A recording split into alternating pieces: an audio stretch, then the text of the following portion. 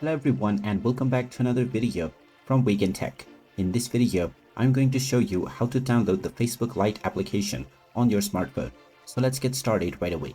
First of all, open up the iOS App Store or the Google Play Store depending on your device.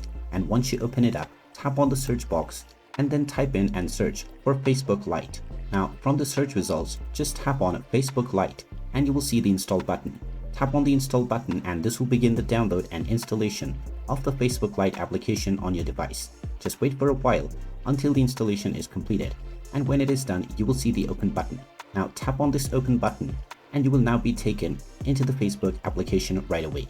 You can now proceed forward with signing up to create a new account or log into your existing one in order to start using Facebook Lite on your device right away.